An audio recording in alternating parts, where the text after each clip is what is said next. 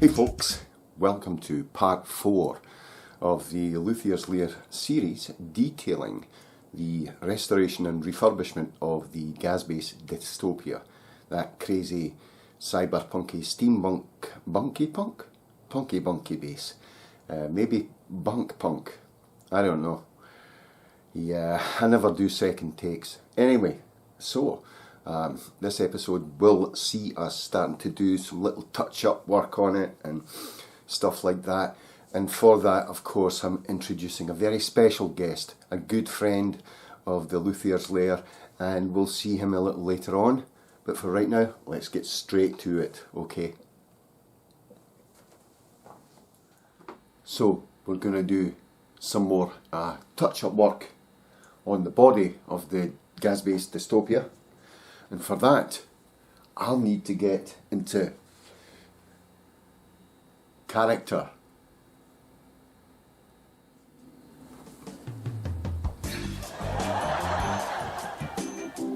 Hi there, my friend. Welcome to another Joy of Luthier. I think it's about time we should touch up the dystopian bass with a little bit of colour, don't you? And my favourite thing to do that is called a Sharpie. A Sharpie. And I think I have one just about down here that I can reach without getting out of camera shot. And here it is. This is what we're going to use to do our touch-up work on the Gazzbass Dystopia. I hope you can join me, my friends. Much love and warmth. And during the course of this video, you will see me draw on a bass guitar. Just like I draw from nature and the beauty that surrounds me in my workshop. Let's go.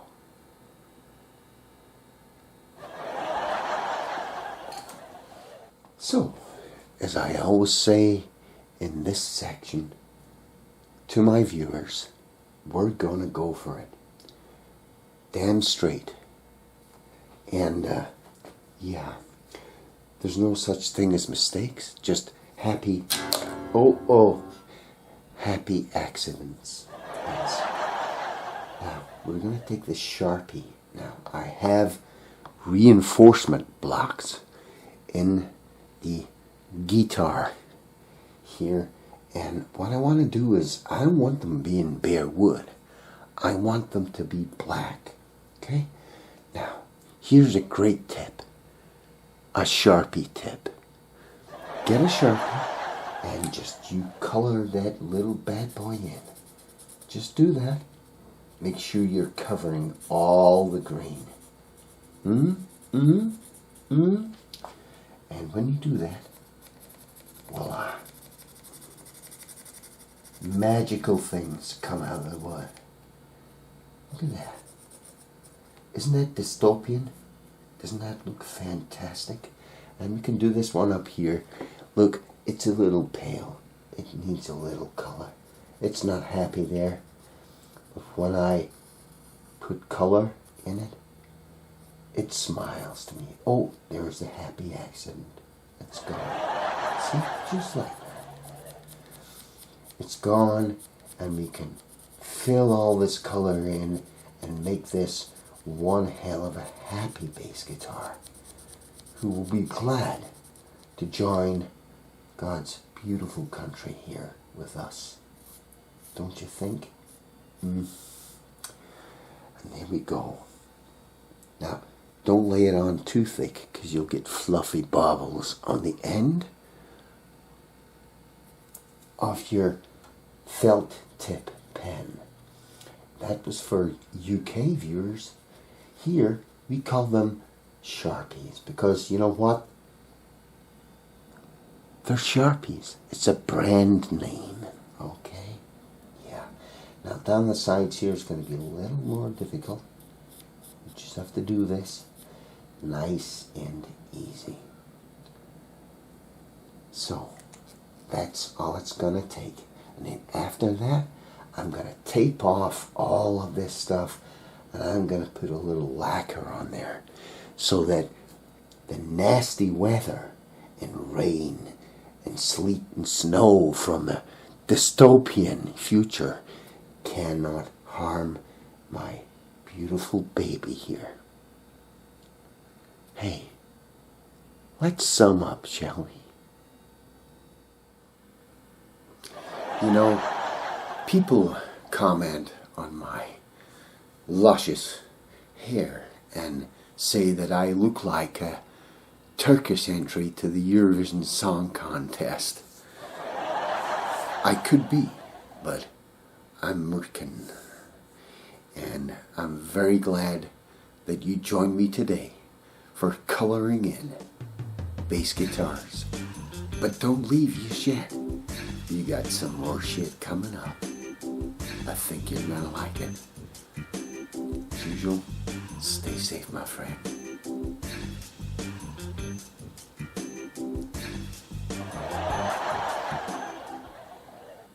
Well, let me swivel that around a bit, and you can see there's the Katana, the Boss Katana Mini that I reviewed a little while ago. It's fantastic. Let's switch this on, and let's switch the Katana on here. And we'll put it to clear, and let's make sure that sounds slightly out of tune to me. Let's see. I'm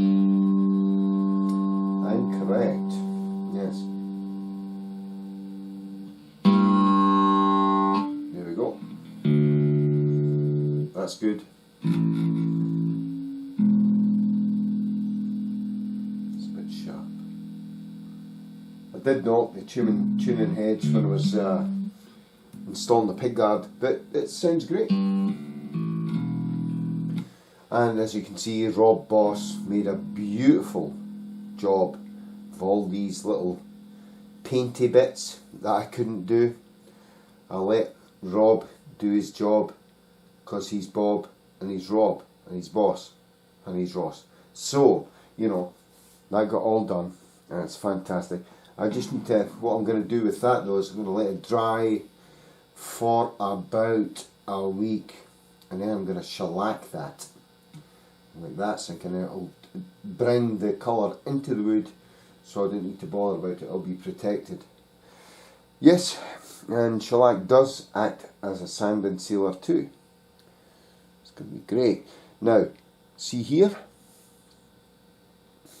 I have ordered some nice knobs for that, so it just, you know, it just sets off everything. But when the knobs come in, I'll probably mess with them a bit to get them grungy, because that's what I want. And if you're wondering what the tortoise was for there, see how there's a hole in the back? Well, let me see if I, hold on. Here, see.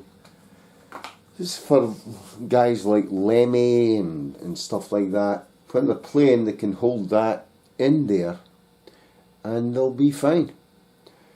You know, look, see, oh well, it does fall out slightly, but if you get it right in there, it's fine. It's absolutely perfect. So there you go. Dystopian as hell. There's one bit in the middle there I need to paint. I mean, Rob needs to paint, and then we'll be good. But everything's sounding really good.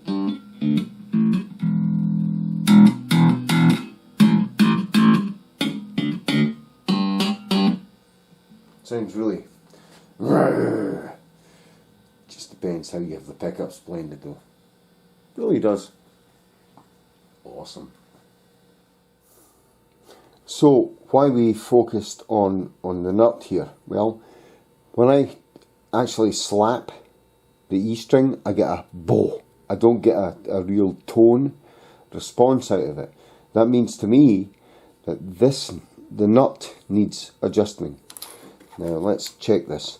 The nut at the first fret should be about 0.22 thousandths, sorry, of an inch above the first fret. I can pull that all the way through, and the tape on it too, which has some thickness, as you can see. Put 12 thousandths of an inch on there, so we have, what's that, 34 thousandths of an inch. Still goes under. There's a problem, and it still plays kind of clean, so there's a problem with the nut there. Okay, this should not be that high. So what I need to do is take the strings off. I can slacken them, and I will use these fellows right here, which are nut files, specialist nut files, for any sort of gap you wish, bass and guitar. These ones, different edges that you can use to file down the nuts in there, to get it down to the real height. Now, what I have to do is measure the crown height of the first fret, and then determine. What I'll do is I'll put a shim in there next to the nut, so it'll file down. When I see the file touching the shim, I know I'm at the right depth, right? Nice trick, right? So let's see in the middle how much that is. That's about, as you can see there, nearly 5/100ths of an inch. Okay, so that's 0.05. If I half that, that's about 0.22. 0 is 0.22, of course, 2 thousandths of an inch. So I need something that is about this thickness to go under there, and maybe this as well, just to be safe, like that, and then file down on the nut slots until it reaches that. Yeah, because I want more relief on there. So that's wrong, actually. I'm sorry about that, guys. Yeah, I'll need about twice this. I'll need about twice this. So it'll come up slightly, so that I do have the 22 thou there, and this will be raised up a little bit to get that. Okay, so that's what we're going to do. I hope that made sense. I was blethering quite a lot there, but there you go. That's what we're going to do. Shim under there, shim under there as well. So we're very careful that we don't go below what we want, or we have to replace the nut. So that goes under there. The shim goes under there. We file. When it gets down and it's all even, we take that out. We should be hunky-dory and dandy. Yeah. So let's do that. That's a new one.